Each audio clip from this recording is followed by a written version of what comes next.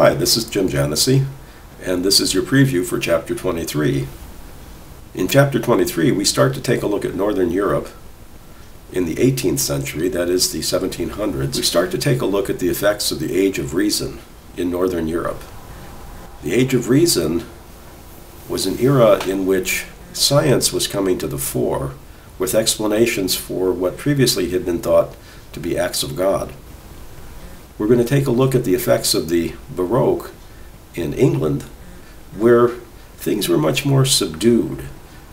The same flamboyance of architectural decoration persisted on the outside of buildings, but in a much less flamboyant sort of a way. And interior decoration in churches was much more subdued, without the use of color, mainly the use of patterns, and no statuary or pictures. We're also going to take a look at a type of painting called Moralistic Painting that was pioneered by William Hogarth. He more or less invented this type of painting as a reason to be able to paint a series of pictures that would be appealing to the art-loving public.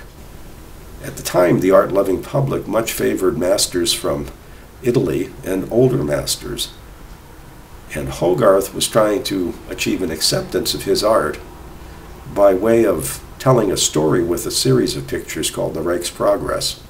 I think you'll find that kind of interesting. Towards the end of this chapter, we're going to take a look at portraiture and a tension that existed between portrait artists, Sir Joshua Reynolds, who was very much of the old school, the Academy, and Thomas Gainsborough, who was kind of a self-taught artist who would have preferred to be painting landscapes, but portraiture was what the paying public asked for, and that's what you had to deliver if you wanted to make any kind of a living as an artist. I've included a video here, The Death of Marat. I think it's a good wrap-up of this type of very sensational, emotional type of a painting. And finally, I have a short reading here from the web where I ask you to start delving into the history of photography, which is something we're going to be considering in the next couple of chapters, and the effect of photography on the art of the 1800s.